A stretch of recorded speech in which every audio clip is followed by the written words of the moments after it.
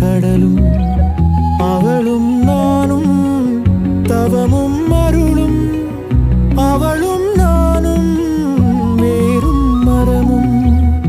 ஆளும் நிழலும் அசைவும் நடிப்பும்